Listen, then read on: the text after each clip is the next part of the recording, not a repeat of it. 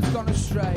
Don't get me wrong, it ain't all bad. I love the crazy fads, like England always buggering up. But you know we're gonna win the World Cup. I'm gonna start the old nation with myself for preservation. I'm gonna start the old nation with myself for preservation.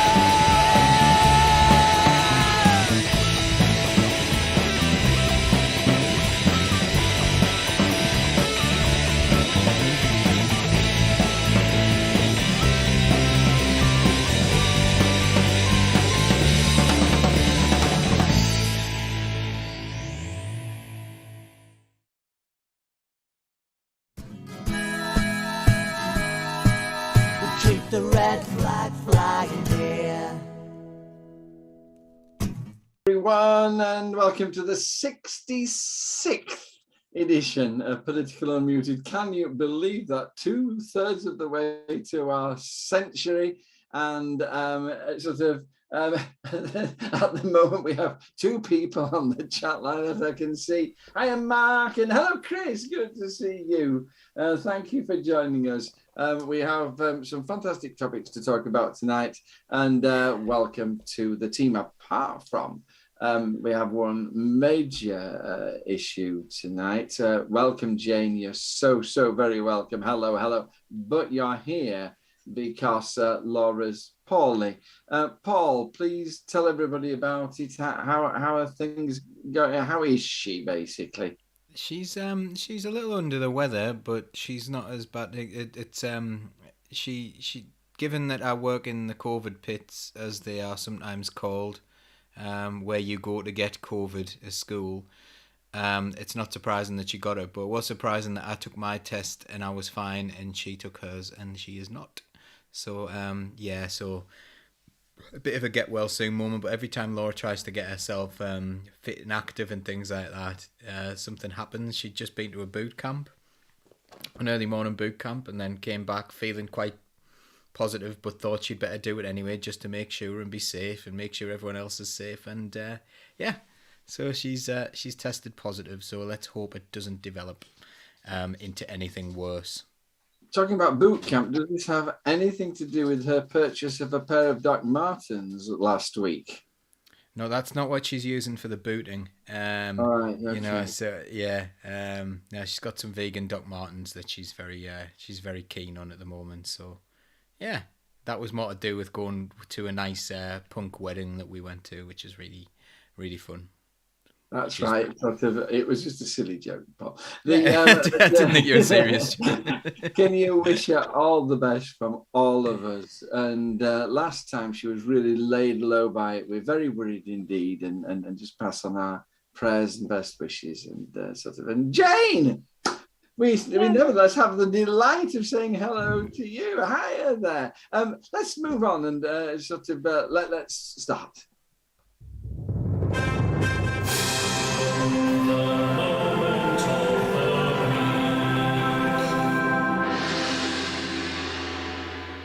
And Jane, a very precise moment of the week this week from you. What's your moment of the week?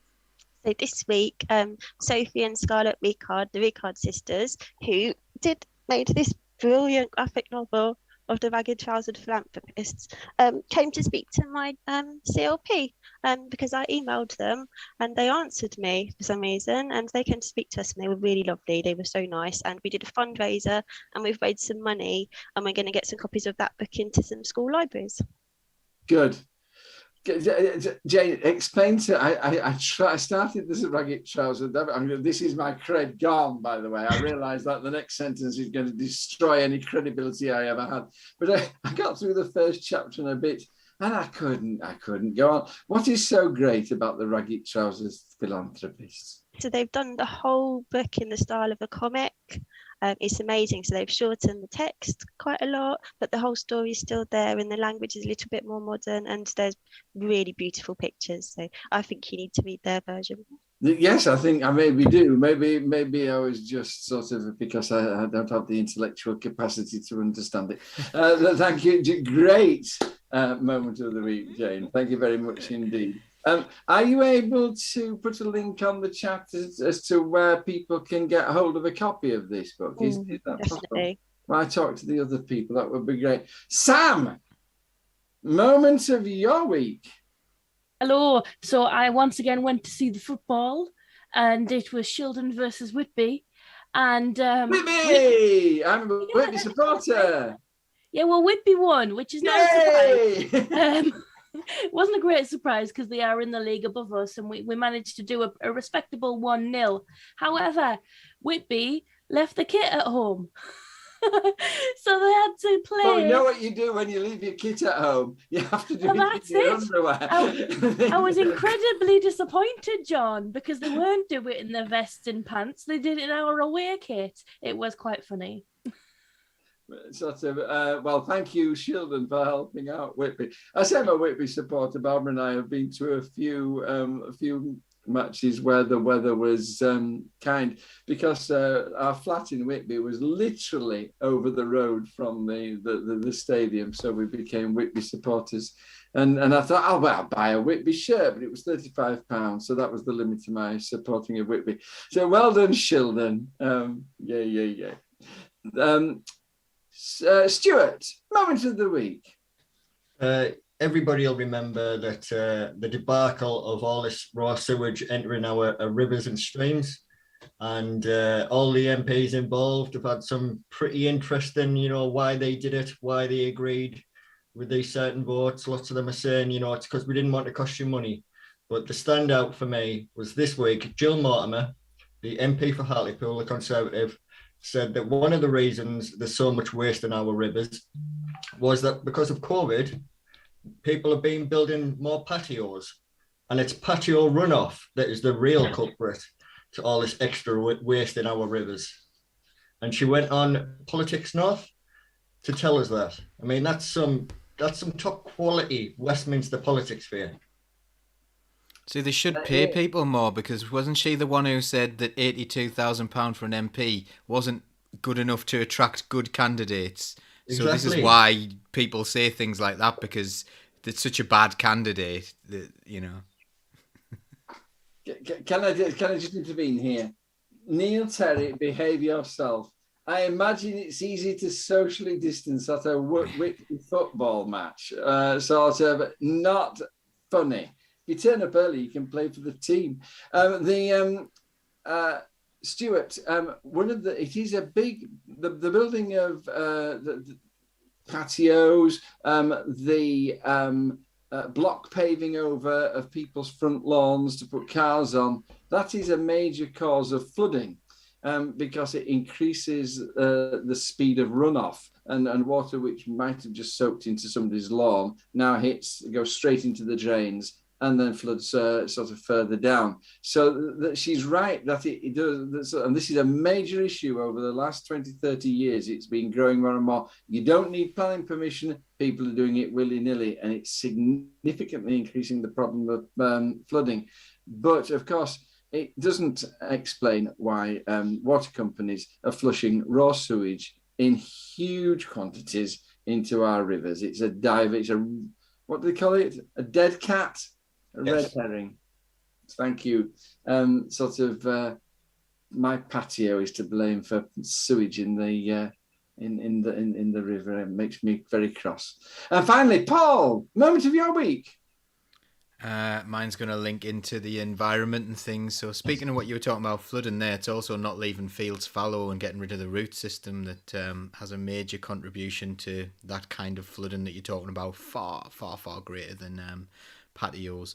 But so mine is Boris Johnson declaring at COP26 that actually I'm paraphrasing, but he said basically deeds not words. We can all speak big about this, but what we do and our actions really speak volumes for how seriously we're taking this.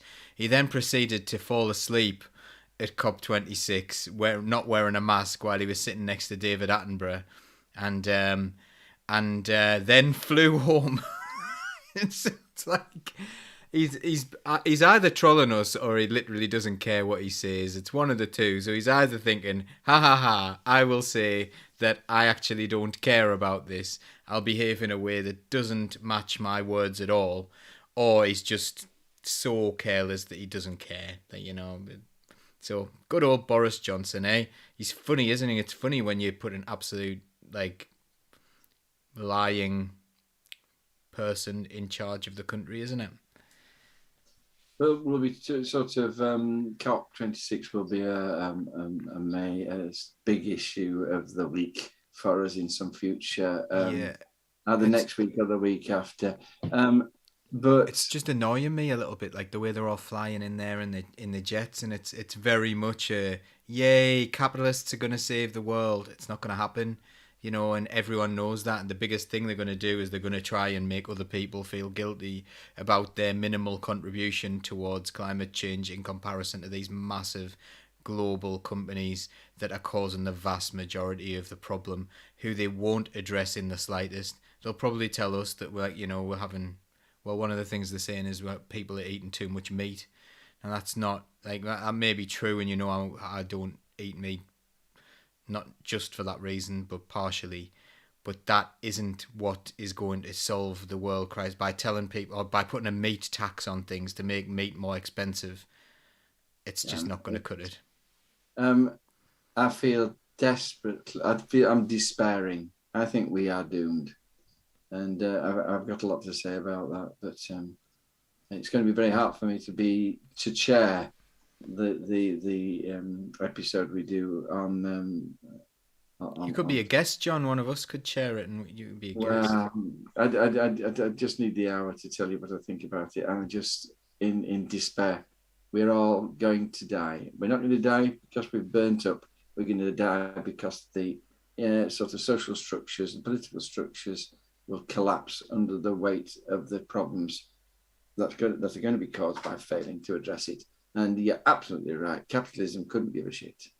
The David Attenborough thinks there's hope. I'm getting I told you start talking about it. I'm going to shut up now, and we'll do this, people, and hopefully we'll have a big input from you on your comments as well. But for today, well, let's have a look at one thing. Now it's time for the big story.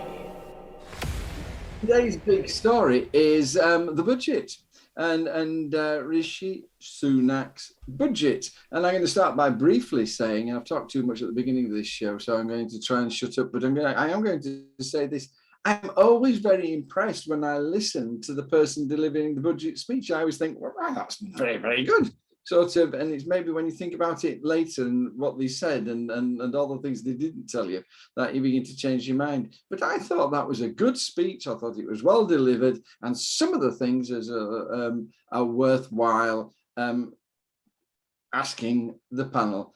Was this not a good thing? Can you see anything good in the budget? But Stuart, kick us off. What did you think about this, the budget, the autumn budget in general?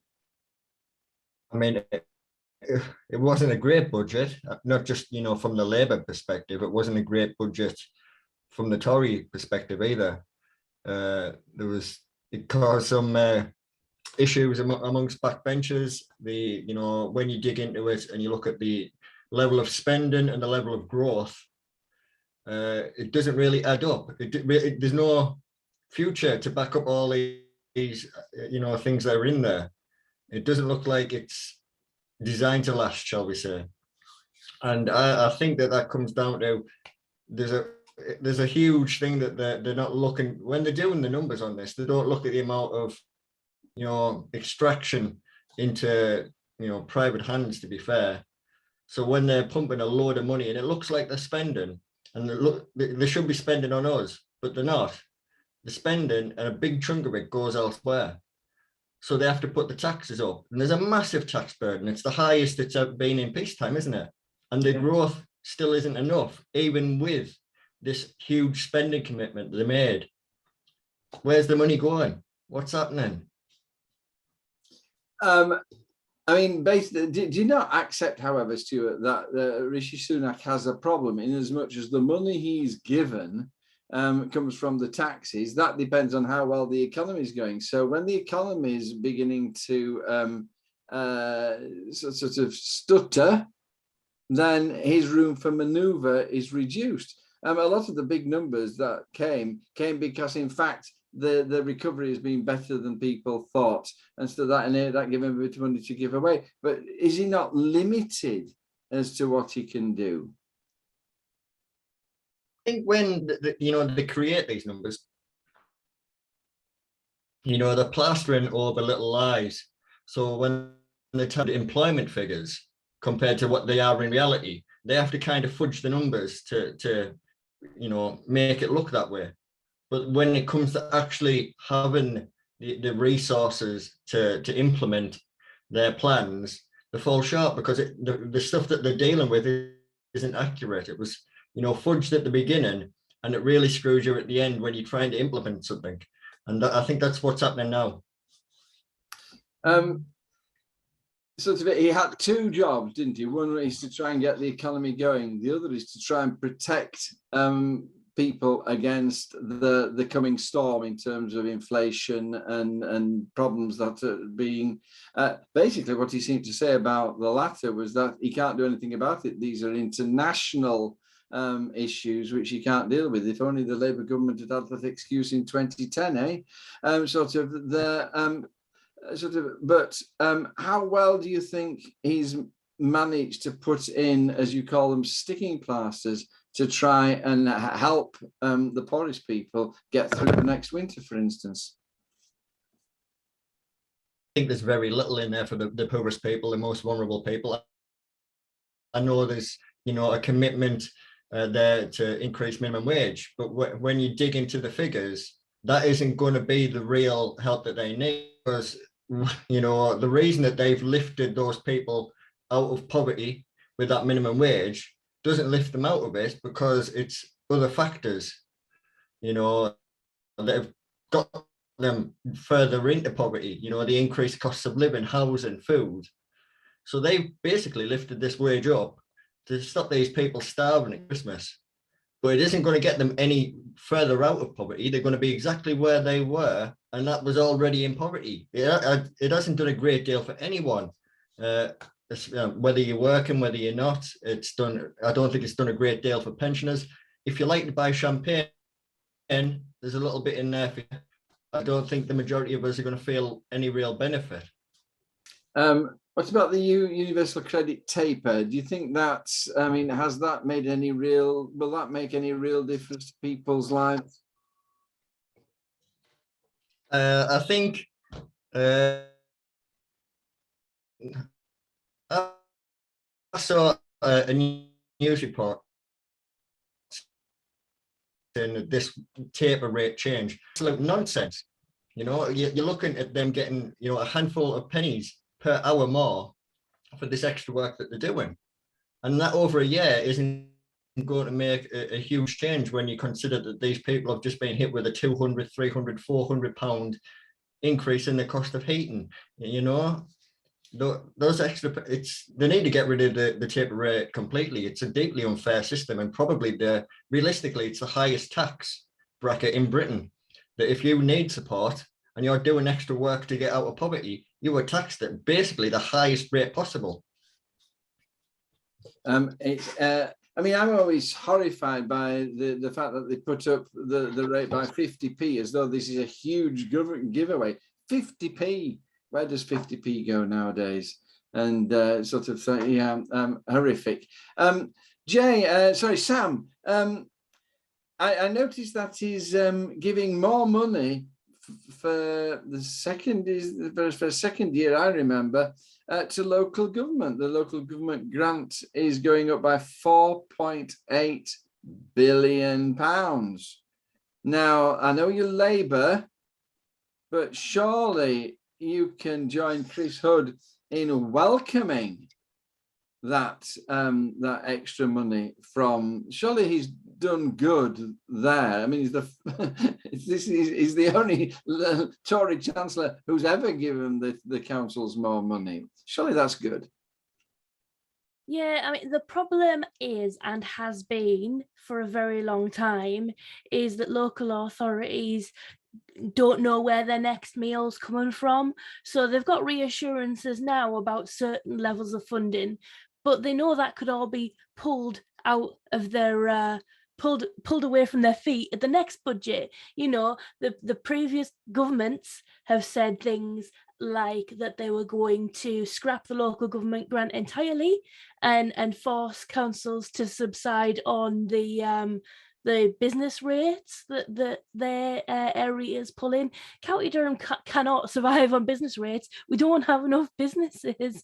But the other thing that we really need to make sure the public are aware of is that when Rishi's given councils this money, you know, where is he getting them from? He's getting it from a presumption of a 5% council tax increase in the future. And that is something that people like me will get the blame for when it's been written into this funding forecast for the future. So council tax is a horrendously unfair, regressive tax that needs to be abolished and set up completely differently. But we're going to use that to take money off the poorest people to have still a very barely functioning service. I noticed from the budget also that a whole raft of things for the Northeast, and it seems to me an awful lot of them were coming to Bishop Auckland. You've got the Weardale Railway, you've got how much is it, £20 million for your town centre? I mean, has Dehenna Davison done well for her constituency here?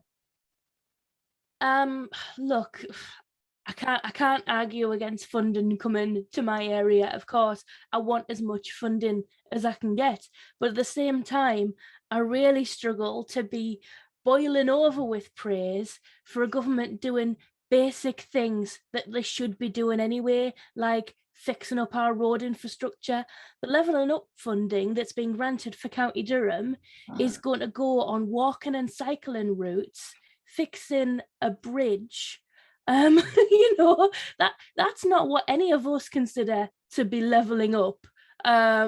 It's a bit of, it's misnamed, and obviously, again, really happy some of that's going to come to Shildon, but it's not going to lead the transformative change that you expect from a fund of money called the Levelling Up Fund. It struck me, Sam, that Rishi Sunak just did not understand certainly what we think of when we talk about and what people voted for when they were told that the Tories would level up. I think they meant that the economy and wealth and health of the Northeast would rise until it was sort of the same as that of the Southeast. I don't think they thought sort of a smattering of individual projects was levelling up. I mean, have I got that right? Is it that he doesn't understand what levelling up is? Or does he think, do you think that he thinks that these will stimulate further growths and help us grow ourselves out of our poverty? No, there's absolutely no way that the bridge that they're fixing is actually going to improve the economy of that tiny part of Teesdale, right? Not a chance. It's just plain marketing speak. That's what it is. Let's call it the Levelling Up Fund. Let's talk about levelling up a lot, and people will go, "We're being levelled up." Not happening. Thank you very much indeed. I've got one more question for you, Sam. 5 billion for education, $500 million for early years and children in families. Is he doing enough for children in his budget? I was and am ideologically a big fan of Sure Start. And what Rishi Sunak has offered us is like the Aldi knockoff of Sure Start. The Sure Start budget in 2019-2010 was the equivalent of £1.8 billion, and he's the Start for Life fund to start with is 300 million, so it's a sixth the size. And then when he's talking about education funding and bringing education funding back to 2010 levels, I would like my electricity to go back to 2010 levels. I would like my gas to go back to 2010 levels. Unfortunately, that is in the past. We don't need 2010 levels of funding. We need 2021 levels of funding. And it's nice for the Conservative Chancellor to point out that he thinks the austerity mission has failed. But it's a lot more than just pretending we can go back in time 11 years. Actually, there's a huge shortfall of funding. We need a lot more than that now. God bless you. Thank you, Sam. Brilliant. Absolutely wonderful answers. Thank you. Paul, did you see anything? I'm trying to persuade Stuart and Sam that maybe there was something we can be pleased about in the budget. I mean, sort of, I know we're left wing, but surely there's some. Did you see anything good in there? I think it was very cleverly spun, as Samantha's alluded to earlier on. I think that's what it was all about. I think the whole thing is a cover-up. And there was something you mentioned earlier on about like us, like sort of, well, you know, we've had this economic crisis, so therefore, like there was, like you didn't say balance in the books, but you're alluding to that's often what is said in the media, which we know is nonsense because we know that like there is a magic money tree. It's called the Bank of England. It's where they managed to get all the money for their mates when during the COVID pandemic for doing literally like almost nothing. You know, when they gave the test, track and trace and they put so much money into that, and they found so much money for like test tubes or whatever for Matt Hancock's mate. They found all this stuff because they did quantitative easing. They just invented some money, and you can do that. And the reason to tax people is to make sure that wealth that is created doesn't end up in the wrong hands. If your system is wrong, wealth ends up in the wrong hands. We're seeing a tax rise. I'm seeing national insurance going up for me. I will be less well off next year again before inflation because I will have more tax to pay. Okay, right, fine. But why are they giving banks a tax cut? The banks who put us in the original austerity crisis, well, the Conservatives in the coalition government put us into austerity, but because of the world financial crisis, because that time they made up a lie about austerity being the thing to solve that problem. So why are the banks getting a tax cut? They do not need one. They are doing incredibly well. They never even skipped a beat on bonuses and things like that. The big banks were absolutely fine. They were bailed out at the public cost, again by quantitative easing, again by inventing money, that magic money tree again that's there to save banks but not there to save human beings.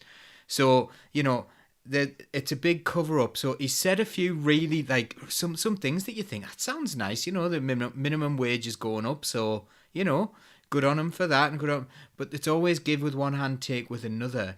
And in this case, it may be given a little bit back, having taken so much through austerity. But as Samantha said again, like it's far too little to actually catch up with where they are. And I think, but like the point I'm really making is it's a narrative thing. Everything they did was to tell a story rather than to actually change lives. Thank you so much. You know that I think that everything you say is brilliant, but I'm going to just challenge you on a few. So I think these are genuinely good things. And Paul, we're supposed to be finishing in a minute's time, and I still got to talk to Jane. So just brief answers, please.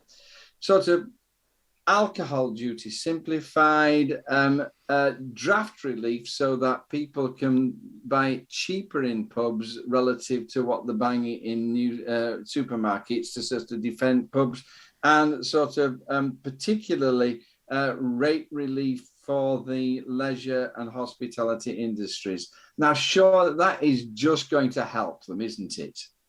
It may not be enough, but it's got to help those industries. Yeah, so I'm for that for things like gyms and stuff like that. They've had a rubbish time when they closed gyms and stuff throughout COVID.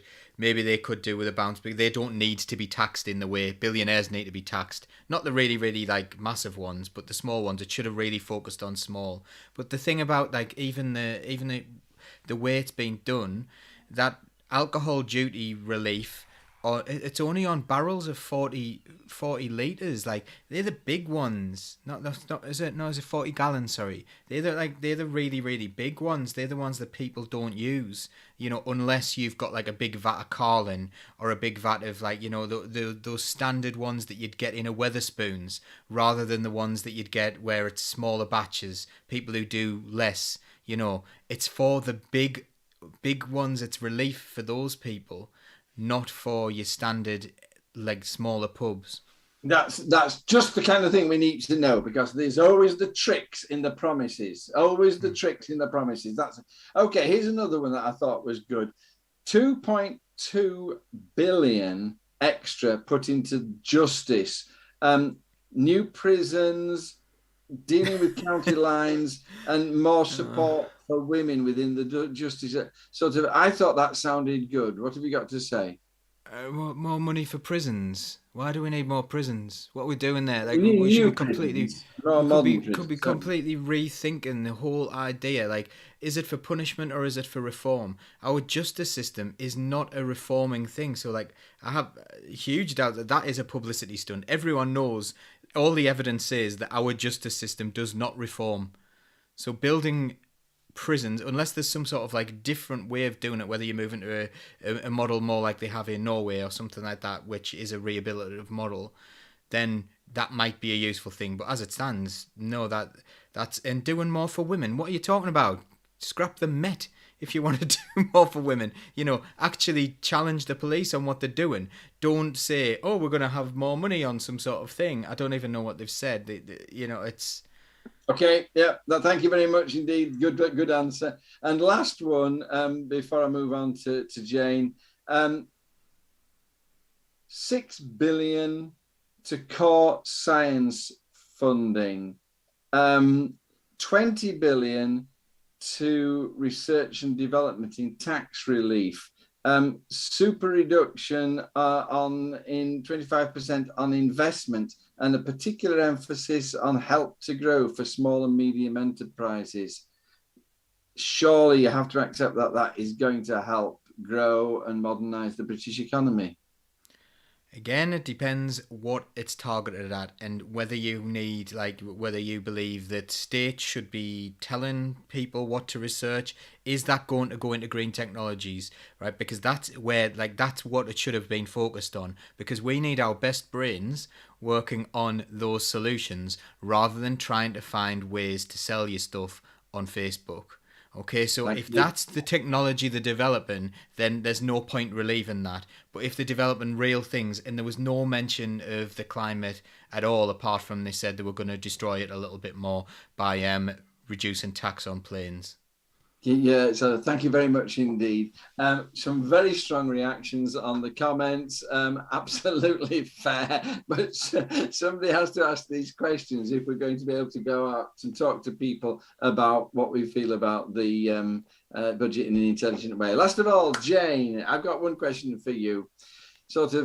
Rishi Sunak gave this budget, and he is getting slaughtered, not by the Labour Party, the kind of Starmerite Labour Party that sort of actually wishes it was doing these things itself, but by the right wing of the Tory Party. It was the Tories who have ripped into him, including Theresa May. Now, my question to you is, does that not show that, in fact, there were some things about this budget which actually are not all that bad? If the right wing of the Tory party are attacking it, surely it's a sign that it's a step, albeit a small one, in the right direction. Well, I don't know. I would say maybe it's just not another huge step in the terrible, terrible direction they've been going in for the last 11 years. Maybe it's a half step in that direction rather than going anywhere good. What did you feel about it overall yourself, Jane? I mean, it wasn't... I was really disappointed there's nothing to effectively challenge the climate crisis. Ridiculous, and to cut fuels on domestic flight duty on domestic flights was an absolute insult. the changes they've made for working people, although they're a very tiny improvement, in some ways they've been taken away in other ways, like the national insurance increase, inflation sky high, partly through, well, very much through their mismanagement of the pandemic, Brexit negotiations and the economy generally. So they're very much responsible for that. And so I don't think there's going to be a big improvement for working people. And I saw the Joseph Rowntree Foundation mentions that this is the lowest main rate out of work support since 1990 in real terms. So, you know, they've taken us back 31 years for people who aren't in a position to take paid employment. Thank you. I feel the same way myself, Jane, to tell you the truth. Have you say people on the comments? Sam's monitoring them all, storing them up in a huge brain, ready to bring them out in the after show chat afterwards. For me, the thing I noticed about the budget was that they're changing the tonnage tax on shipping to separate us from the EU. And to stop ships flying the EU flag, and so they'll be sailing instead under the red ensign. We're going to try and encourage ships to sail under the red ensign. Now that will be a great thing, won't it? I mean, it wasn't that what you wanted to come out of the budget. Paul. Oh, sorry.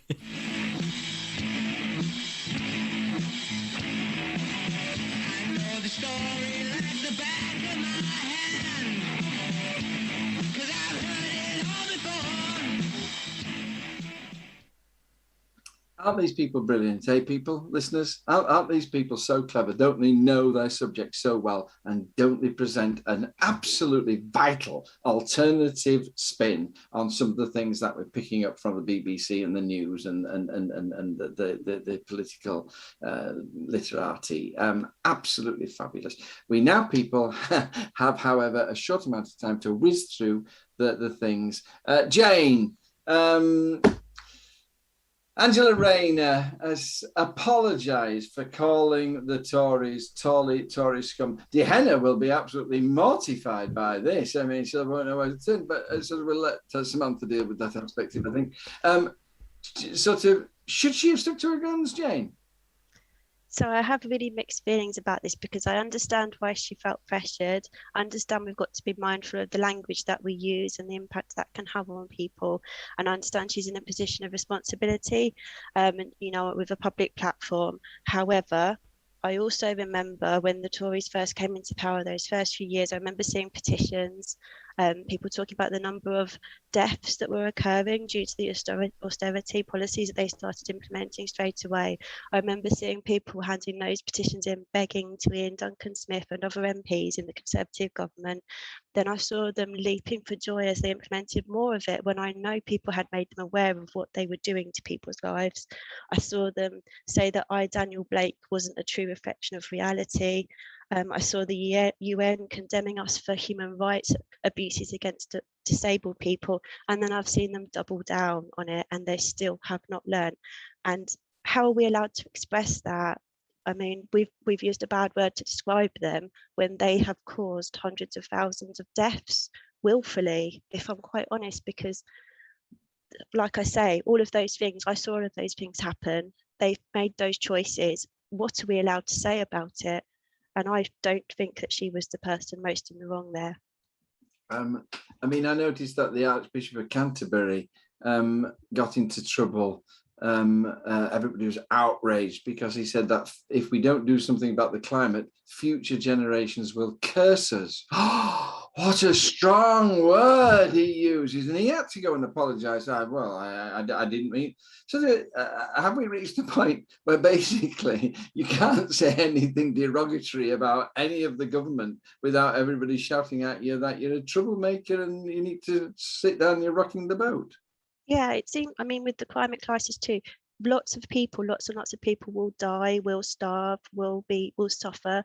The planet will die, animals will die, and we're not, and that's okay. It's okay to do that as long as you dress it up in nice words or lie about it. But if you use a bad word to describe someone who's doing that, then you should go to prison. Or if you knock down a statue, maybe you should go to prison, because that's worse than killing people. Thank you, Jane. Stuart, your comments, should she have retracted? I think so, but I mean, you could have been more creative in the term used to start with. I think that, given the long list of conservative names, that you could have, played on that a little. You could have called somebody, that MP, Rick Holden, or you could have went, he's a right Jeremy Hunt. We can lean into that. We can, and I think if we played a little bit funnier, we're not going to be as polarizing. Now, when you mentioned polarizing, however, language like this does polarize. Now, one of the things that Angela Rayner went on about, she didn't go on to the media to apologize. She went on to say that sort of she's received death threats and she's been terribly, terribly threatened. And one of the person who was convicted, was in fact one of the factors that made him write to him in the way he did was because she'd used that word. Do you think that language like this is increasing the violence, that language like this, freely used, in fact, leads to the death of poor Mr. Amos MP? I think we have a political system that is inherently designed to be adversarial.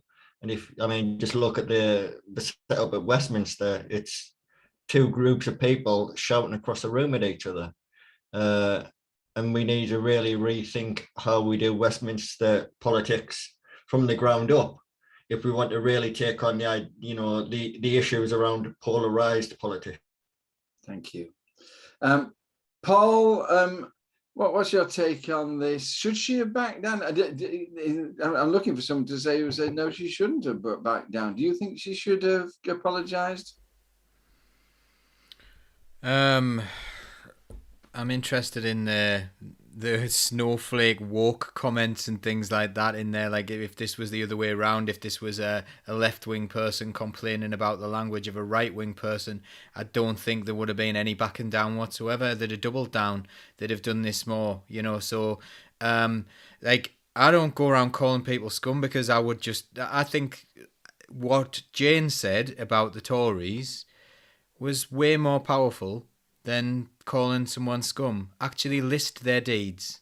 Actually list the fact that they dehumanized immigrants, that they're sending out gunboats into the sea to try and drown people in the sea. Like, these are not nice people, and I don't need to call them scum. I don't need to do that, and some people might want to do that, but that is not the worst thing that is happening in this scenario. The fact that they're trying to drown people is a lot worse than being called scum. And I'll tell you about, I work in a school where I get called a lot worse than that on a daily basis. It's really funny.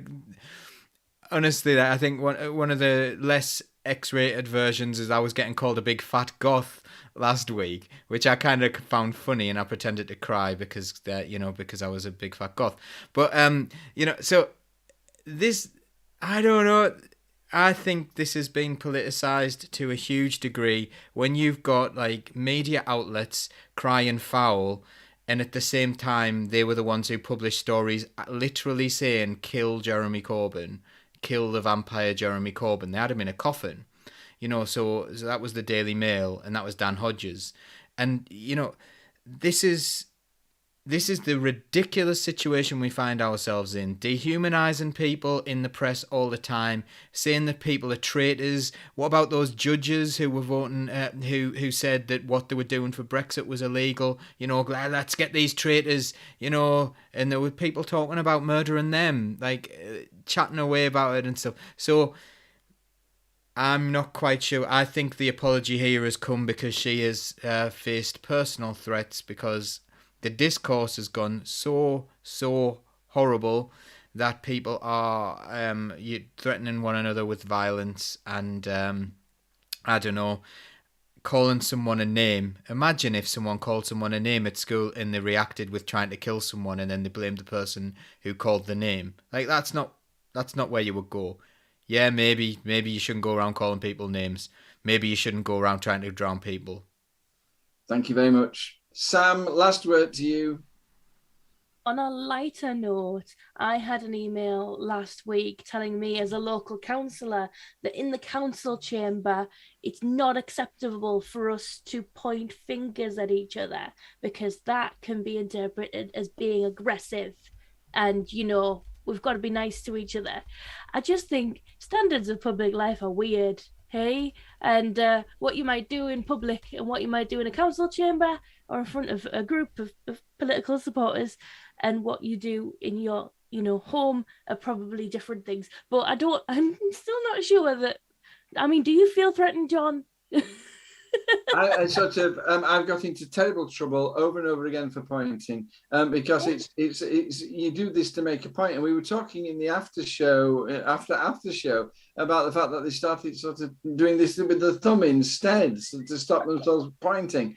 And don't you point at me, don't you point your finger at me. It is interpreted as being an aggressive thing, and sort of I don't know. I think Paul's right on this one. We have some people who seem to have no restraint at all in what they do and say, and yet at the same time, political people like you, your sort of representatives like you, are so restrained that you've got to show respect for whatever scumbag is attacking you. There you go. No doubt I'll get into trouble for that, but I'm not a counsellor anymore. So yeah. Okay, next question. Sam, it's straight back to you. I should be taking you last. Spiking of drinks. A storm in a teacup, surely. Absolutely. Not a wine glass. A storm in a wine glass. Well, I mean, okay, so the most recent news headlines have been because we've gone beyond drugging people by putting substances into their drink for the purposes of rape, kidnap, abuse, whatever you want to do to that person. We've gone beyond that because that's not terrifying enough. We now have people, probably young men, injecting women through their clothes in nightclubs and bars and spiking them that way. So, I mean, surely that is terrifying. I mean, surely you notice when somebody's injecting you with something. Well, thank you, John, for once again making it all the women's fault, right? It's just a question. Sort of, if you're injecting, I mean, it isn't just sort of you don't just jab them with a needle. If you're going to inject something, you've got to put the needle in, you've got to hold it there, and then you've got to you've got to press the needle and inject it. Sort of, I mean, nobody suggests. I'm going to ask you another question later on this, but sort of, when I saw this was happening, I was just amazed that it should happen. Surely if somebody comes up to you in a nightclub and injects you, you'll notice it happen. I mean, it's not. I'm not criticizing the women who are injected, for Christ's sake. That question will come later. I'm just saying, how do they do this and get away with it? Do you know? So there are two things involved. As Mia says, even if you do notice, that's too late. It's already too late, because if you can feel it, then it's happened already. The second thing is, I've heard some people say that they're using sort of EpiPen type devices to do this. So it's not like, oh, I'm going to wait and like measure this out. It's very quick and very sort of shallow, but enough to. And I think the other thing is, I mean, John, it may have been a while since you've been out in a nightclub, but I went out for Halloween, and I can tell you there were lots of people touching me in all kinds of ways that they could have very easily injected me with something. Now I'm scared for my, it is really serious, and I know you are doing, devil's advocate here. Please do not send hate mail to John. But it is really serious. It is really terrifying, and something does need to happen. So women are doing the only thing they can do, which is to protest, to withdraw their money, and say we're not going to clubs and pubs that aren't going to take this seriously. And let's face it, what else can they do? Because even worse than other types, just, I mean, you know we don't have the police, is what I'm trying to say. Even if the police did take violence towards women seriously, you phone them up and they say, okay, what evidence do you have? And what evidence do you have? Nothing. So there's nothing that can be done. So you dropped like a hot potato. I mean, what I've got to say here is that the concept of drugging or injecting a lady against her will is absolutely beyond my comprehension. And the thought that there's perhaps some males who might do this, I cannot find words to express how I feel about such men. I mean, it is absolutely horrific that they should think, and how do they ever think it's all right to do that? And what goes through their brain? And the word scum would properly be applied to such people. So my second question to you, Sam, is that why are the ladies who are cross about this, and I'd be cross about it, why are they sort of campaigning for the bars to do something about it? Surely we need to catch the people who are doing it and throw the book at them. I mean, it's sort of what one thing that seems absent from the whatever they're doing is some call for the perpetrators to be caught and punished. Yeah, I think when you have spent your whole life going through maybe casual and not serious sexist and abusive incidents that have never been taken seriously, and not a single person has looked up from their drink to even look after you and ask you if you're okay, and society consistently tells you that it's all right, it's just a bit of banter, and that your body's not your own. And then you hear the statistics we have at the moment about violence against women and rape and sexual assault, which is that rape and sexual assault is effectively decriminalized in this country. You've got to look at other ways in which to protect yourself, and you have to look at the bars and the clubs, because they do have a duty of care while you're on their premises, and there are things that they can do. Some of them are very stringent in their checks, some of them aren't. Spot on. Absolutely right. Thank you very much indeed. Jane, what's your take on this? I was reading that apparently there's a increased amount of this going on around this time of year every year, because freshers, new young students going away for the first time are targeted, which is really disgusting. Well, they're supposed to be more intelligent, aren't they, really? I mean, I'm horrified. If you think of your daughter or your niece or, vulnerable away from home for the first time, and it's just awful to think there are predators like this. But I do see why they've gone for prevention rather than punishment, because would you not rather this didn't happen to you in the first place? So I agree with that. That's a clever point, yes. Yeah, thank you. Very briefly, Stuart and Paul. Stuart first. I think that the government needs to step up, because if the culture of raping people is moving away from just getting somebody to drink something to injecting them, it's no longer confined to bars and clubs. It's now, boundaryless, and walking the dog, going to the school, supermarket, nowhere is a place that, date rape, you're safe from. It should be terrifying, and the government needs to step up. Thank you very much indeed. And last word, Paul. Before we do, sorry, can I just jump in there? Because there is another really serious issue, which is that when women are spiked, they are treated as though by doormen and bar staff that they have just drank too much and basically chucked out. And that is a culture change that needs to come from the venues themselves. Thank you very much indeed.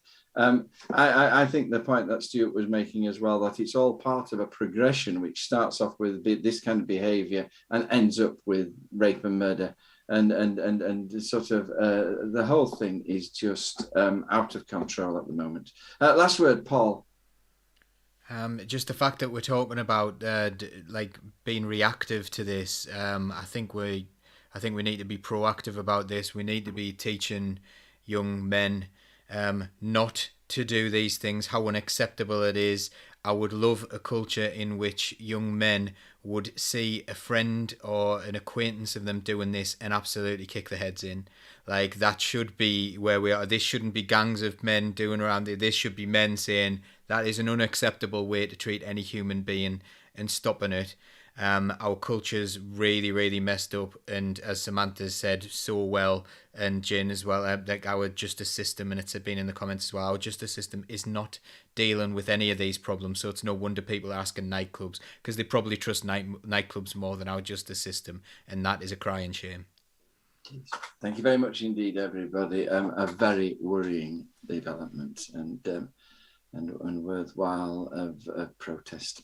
And finally, I'm just going to deprive Stuart, Jane and Sam of their voice. You've got 3 minutes, Paul, on the last question, but I'm going to ask you it because I think it's really important.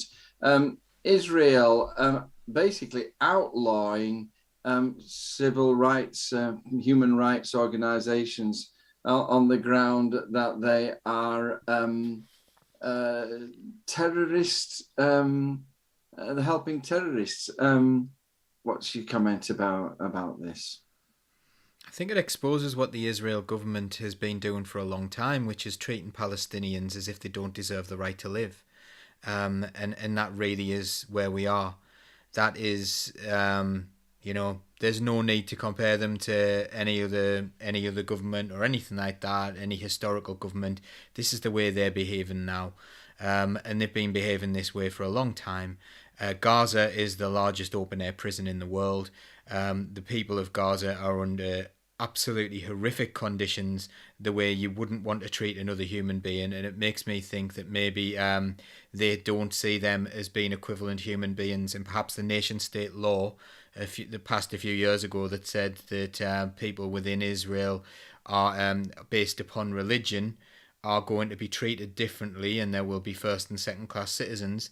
I think that's a very, very important point to make, that the government of that country are behaving in a way that is absolutely disgraceful, violating the UN, violating human rights all the time. And we really, really, really must stand with Palestine. And it's time that we stopped messing around and saying, it's bad on both sides. There is a bully, and there is a victim here. And it is really, really, absolutely 100% clear to me who the victims in this situation are.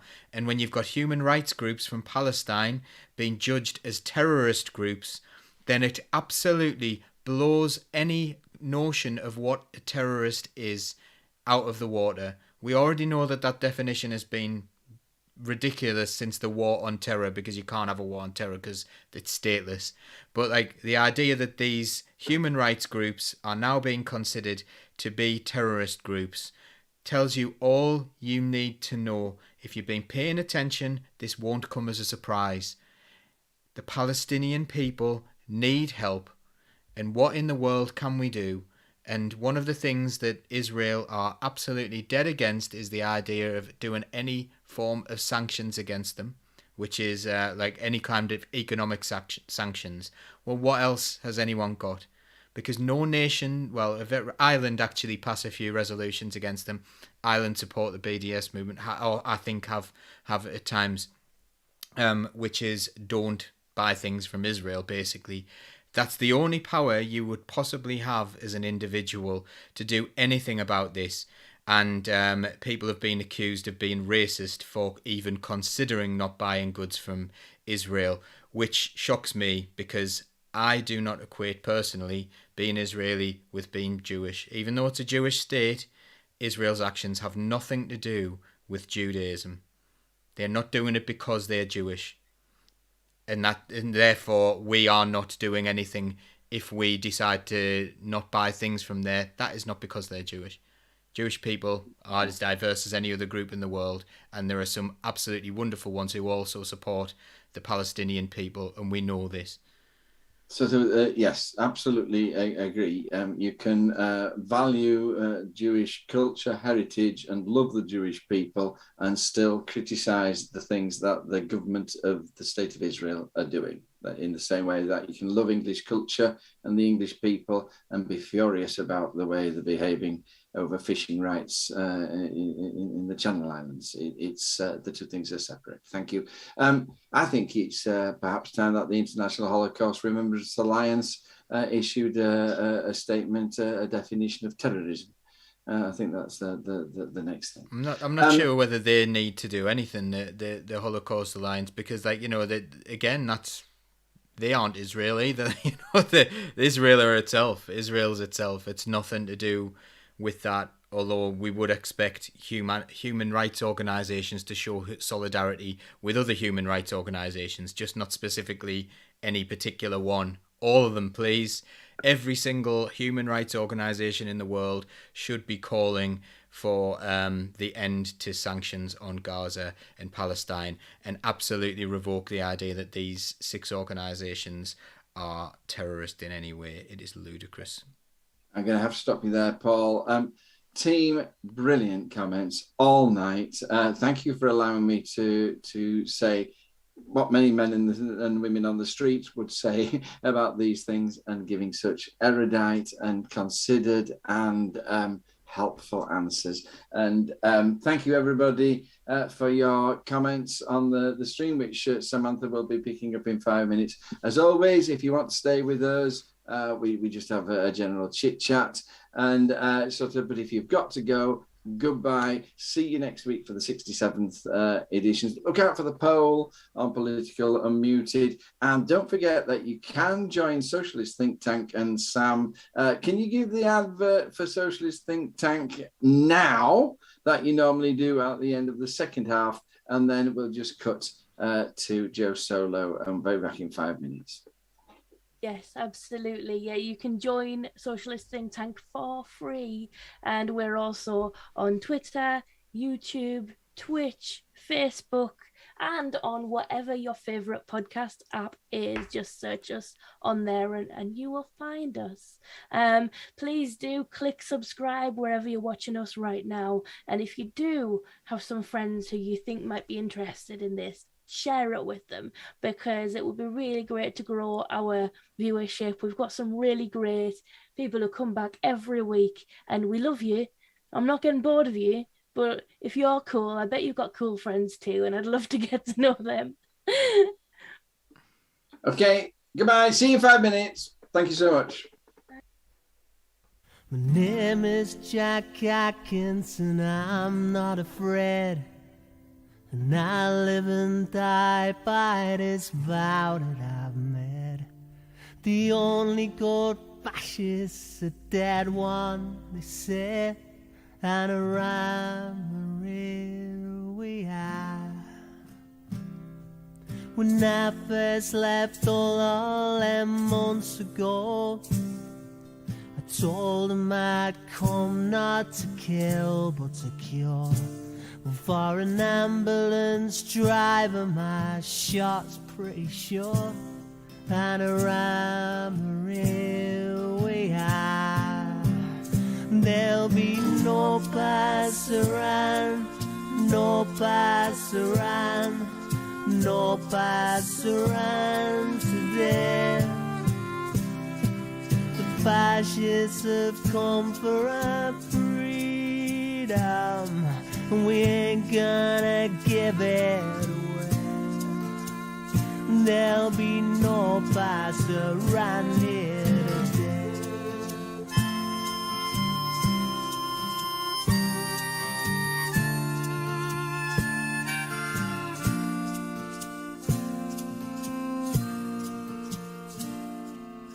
I told my mother, now mother, be strong. For the left way is right and the right way is wrong. And you can stick that on my grave when I'm gone. For I'm a real we are. There'll be no passaran, no passaran, no passaran today. Fascists have come for our freedom. We ain't gonna give it away. There'll be no passaran here today.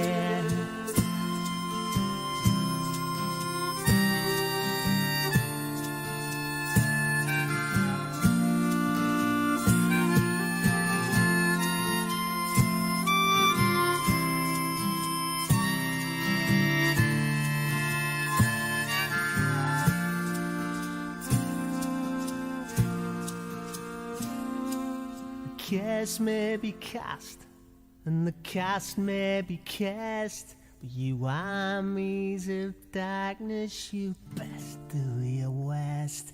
'Cause to win, yeah, well, you gotta get past those first, and around here we are. There'll be no passaran, no passaran, no passaran today. The fascists have come for our freedom. We ain't gonna give it away. There'll be no passaran here, no passaran, no passaran, no passaran today. No passaran, no passaran, no passaran today. No passaran, no passaran, no passaran today. The fascists have come for our freedom. We ain't gonna give it away. There'll be no passaran here today.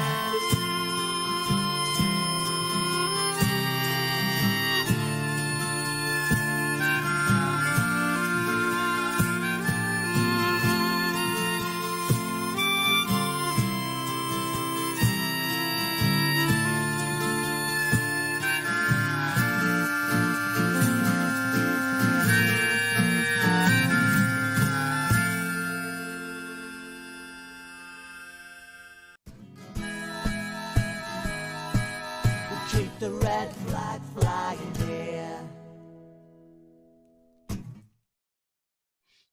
Hello, it's me again. I'm in charge. So, so I had all the comments up on the Restream app, and then I've closed them. So I'm gonna have to just wing this bit a little bit.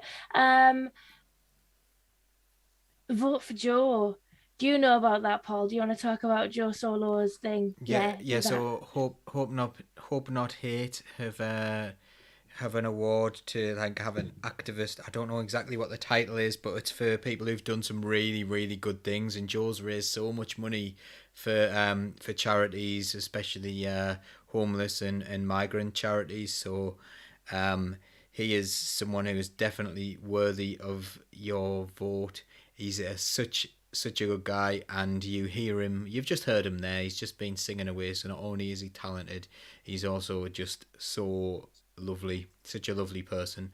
Watch his interview with us. It's really good. And if you don't think that Joe deserves the award after that, then I'm not to say the other people aren't really lovely as well. I don't know them though, so definitely supporting Joe for that one. So if anyone wouldn't mind voting for Joe Solo in the Hope Not Hate vote for your Hope hero, that would be really appreciated. Brilliant. Jane's just thrown a comment that Ruth made earlier on the show when we're talking about the budget and the money that's going in here and the money that's going in there. And doesn't it sound like Rishi's doing a good job? Ruth said, meanwhile, feeding families who put together food hampers in the Northeast for families at Christmas have already had a record number of applicants this year, and it's only November. I think there's just such a huge issue with us not recognizing the scale of in-work poverty that we have, and the scale of the fact that our society is not set up to allow people like basic standards of living. I think of myself and my husband of having pretty good jobs, but it's not easy. Like, and if it's not easy for us, I don't understand how people who live on the minimum wage like get by. I don't understand. And unfortunately, it's because of fantastic organizations like Feeding Families who pick up the slack. And we've got that situation now where it's become so normalized that people will use food banks and people will rely on the charity of others.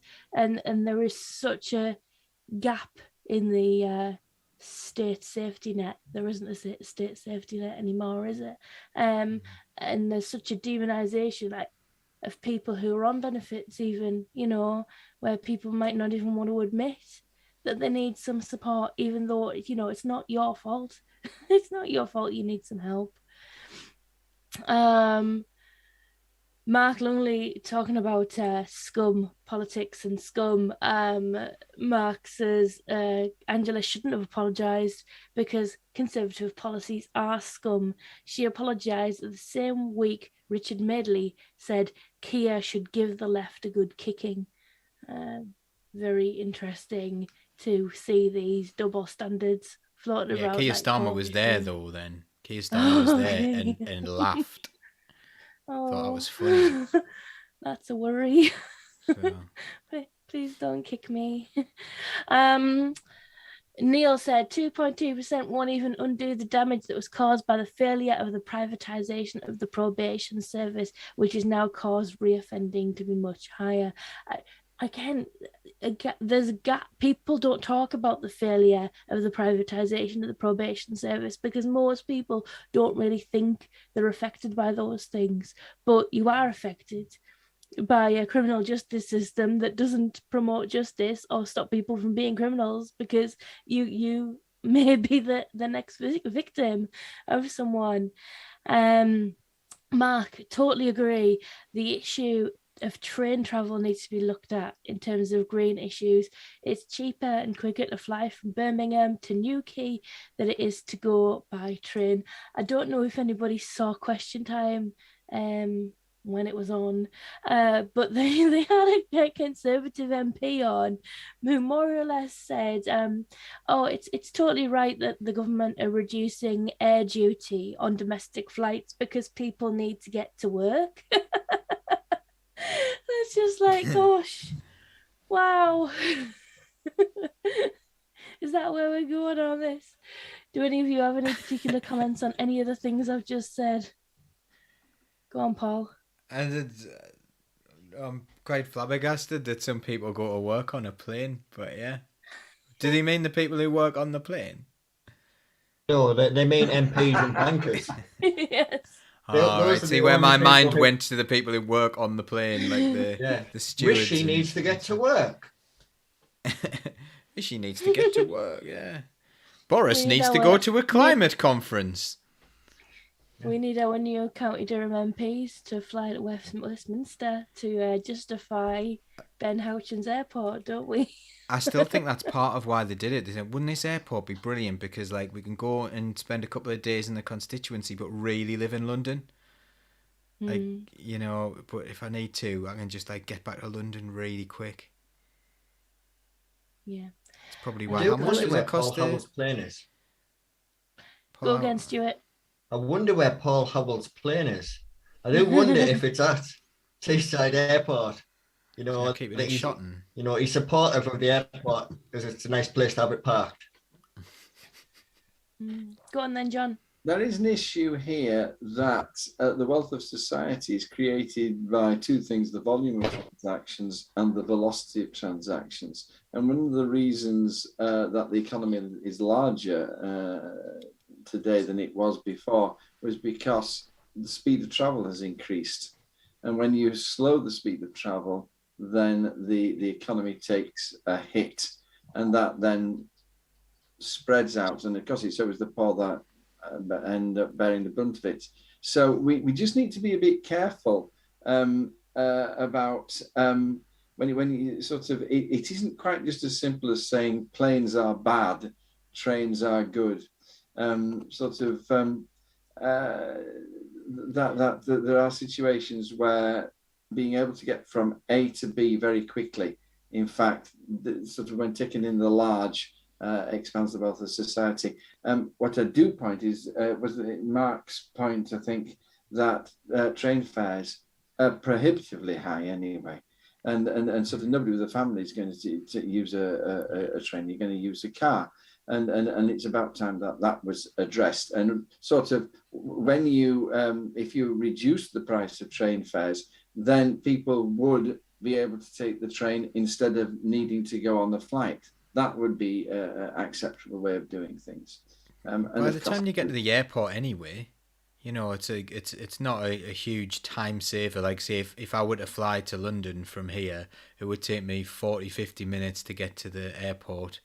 And then it would be an hour flight to London. And then there would be all the airport stuff. So, like, the 3 hours it would take on a train really doesn't seem that bad. Yeah, I'm with you there, Paul. I don't think when you actually look at the time, and especially the transfers from one place to another, you do save very much time. And, you know, haven't we just come out of a pandemic where we all had meetings like this and it was perfectly fine? I don't think COP 26, 27, 267, whatever it is, I don't think that needed to be in person either. What a stupid example to be setting for the world, you know. Let's all fly in on our private jets for a climate conference. Good Lord.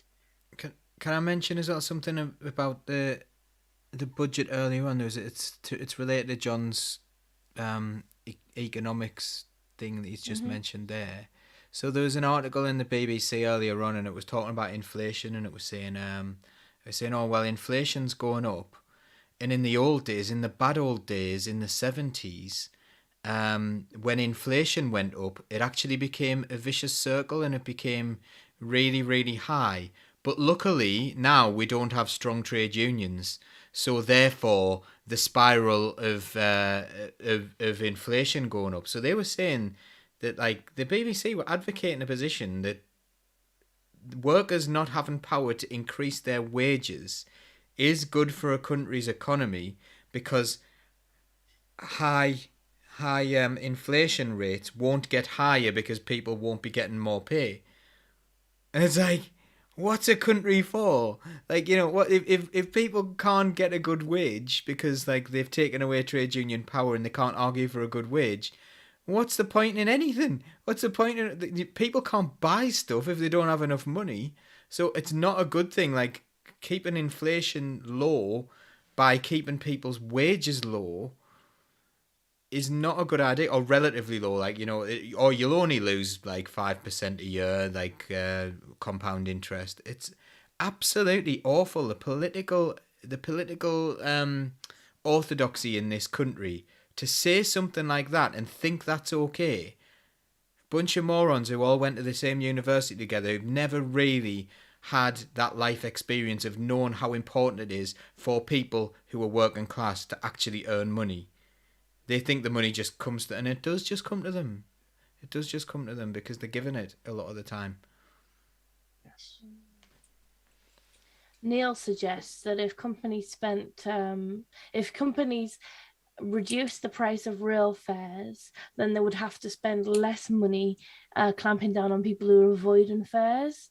I think there's I'm going straight out the Cat Crate rule book here and saying, you know, wouldn't free public transport be a great way to power boost our green economy. I just think it's such a social good. It's just, we should do it now. Tell you what I'd do now if I had the opportunity. I'd make travelling to work part of your pay. So you'd have to be paid for travelling to work. And the reason for that is, if you did that, then you would soon find that companies would, rather than trying to find some magical person who lives really far away, without thinking about teaching at the minute, there's always a better teacher out there, and they're always thinking that this mythical unicorn will come in and be amazing at teaching and will be better than the people they've got who live miles away. But if they did that and said, right, okay, well, your working day starts when you get in your transport to go to work, they'd have to cut it down. They'd be employing people 5 minutes down the road, which would cut down on emissions loads. Agree. I like that idea. Now, right, Chris has dropped a question, and I know what he's getting at. Of course, he says, in today's political climate, what is more useful, action or statement? Now, I'm going to let people have an opinion on this, but obviously, people want their government, local authority to do things, but equally, people need to know what you stand for. People need to know what you need to nail your colours to the mast, and the only way they're going to know what you stand for is if you tell them. It's perfectly legitimate for governments, local authorities to make statements and pass motions which are just a statement of belief, because then people know where they stand with you and you can build on that. So I know he thinks that in our local political circle at the moment, my team are all talk and no business. But at the end of the day, we're not in power. We've got no power to do any actions. So we're all about statements at the moment. That's fine. Anybody else got anything to say about that? Go on, John. Very much so. I mean, ultimately, and we've all better faced this in the Labour Party, because the right, sort of, when the left was saying, well, we need to be doing this and we need to be doing that. No, you don't. You need to be giving out leaflets and winning votes. That's what you need to be doing. And so the left in the Labour Party is accused of the same thing, just talking about what ought to be and not getting on with the real job of winning elections. And of course, if Chris has just asked the question, remember, but if the answer to Chris's question is action is more important than words, then what are we doing on this show? Why the hell is he bothering listening to us? Because we're just giving opinions. And what I would suggest to the answer is this question. Of course, it has to end up in action. Just sort of endlessly, you end up like the People's Front of Judea, don't you? But the fact of the matter is that one of the big problems in this country is political ignorance. People do not understand what politics is about, who stands for what the different parties mean. They don't understand what socialism is. They think it's akin to terrorism. They don't understand the issues, and they operate at this shallow level of soundbite, and consequently they are at the mercy of the Tory propaganda factory, and that's half the problem here.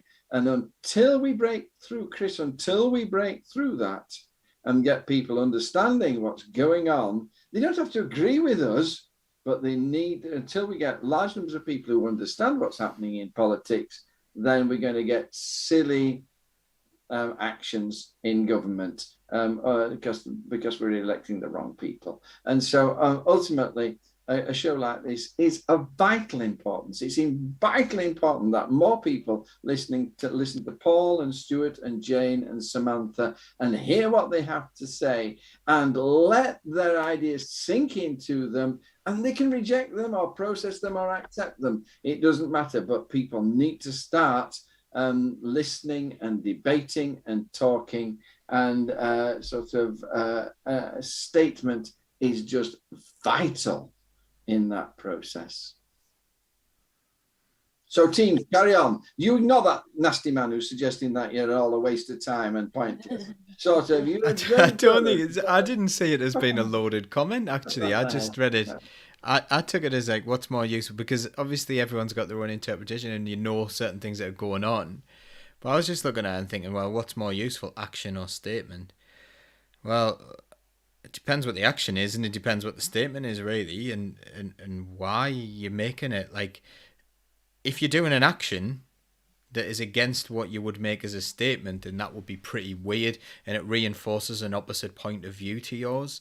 So if you say, well, actually, this is the reality of the situation we're in, so we've got to do this because it's the only thing we can do, then sometimes that works against your own belief system and reinforces something, and then it becomes the way things are. So I'll use a stupid example from teaching. So if you think, and if you know that all the research says that actually ticking, marking books and what have you does nothing, and that's what the research says, it's pointless, right? Okay, but feedback can be really important. But if you're told that feedback is important, and therefore I shall mark my books because that's what I've been told to do by Ofsted, then everyone starts to do it, and then you have a situation like in teaching where everyone is marking the books to the nth degree in a really, really stupid way, despite the original research or all the research saying, no, it's actually valueless. What is valuable is feedback from the student to the teacher, them telling you what they don't know. And that's the situation we find ourselves in education, where people are spending copious amounts of time, more time outside of the classroom, doing something that is proven to be valueless than they are actually doing something of value and spending time talking to kids about what they need to know. So if you just do something because that's the thing that you're supposed to do, then that's really, really, really stupid, like I would say. But then everyone does it. So, and then I get called the odd one for pointing things like that out. Because I make statements. I think you need the actions and you need the statements, but you need the persuasion too. Like, I think the conversation on tea is so important. We had I can't remember the name, but the little puppet of the Syrian refugee child came to Dover near me. Amal, yeah, little Amal, and it was really lovely, and so many people came out, and that it looked like it was a really lovely atmosphere, and it moved a lot of people, and it's important to speak out when you on these issues as well, because the way refugees are being treated with the current legislation, it's awful, it's disgusting. But I also know that there's an awful lot of poverty in this area, and I know there's a lot of people who are suffering, and I think I see a lot of bad will towards refugees, and not just in this area. I think I saw a post on social media when people came from Afghanistan, and it said they'd been put up in the Holiday Inn, and there were lots of love hearts on the post, but the number of angry faces, the number of people who didn't need to stay in that hotel and weren't inconvenienced by it, but felt incensed at the thought that a refugee fleeing was staying. And I think something like little Amal probably would have just made them angry, unless you have a conversation to talk to them about why you think it's a good thing. Because I'm sure a lot of those people who put those angry faces on that post were very decent people, and you just have to have conversations, because we've all got different lived experiences and perceptions of why things are happening, and it doesn't help when you have an establishment narrative and a media that is constantly scapegoating vulnerable people and feeding on people's own vulnerabilities and fears. Nice. Stuart? I've been having a think, really drumming it down in my head. What was, more important, statement or action? And the reality is, those are opposite ends of a pendular swing, and that pendular swing is outcome. Everything we do is for an outcome. So basically, if we're just zoning down into what statements we make or what actions we do, and if we don't look at what we get out at the end of it, then we're missing the whole point of the argument. You make statements and you can get an outcome with it. You know, that's the whole idea of protest. You know, and you can do wonderful things. You can action many things, but you still need the outcome. And if we're just arguing over whether we should be talking about something or doing something, we've missed the argument. Yeah, talking is doing, and inspiring people. You know, I had a lovely talk to a friend who I hadn't talked to for a while, who works out on the trains. And I haven't seen her in a couple of years, pandemic and everything, but she's on my Facebook. And she said, you know, because she's been inspired by me, it's made her get involved with a union. It's made her she wants to come and join in with the women's banner group and do stuff that we're doing. You know, I haven't done anything. I've just made the statement of being myself, and she's looked at me and gone, you know what, I can do something too. So sometimes saying and making statements inspires other people to do things, which is, you know, potentially even more powerful. But there we go. Anyway, I'm going to wind us up because we're not going to spend an hour prattling on when we've all got beds to go to and wine to drink and crisps to eat. So I am going to say thank you very much to everybody who has joined us today and left some comments and shared with their friends. I really appreciate that. And thank you very much for giving us your time tonight. And we will be back at 9 o'clock on Tuesday next week. Bye.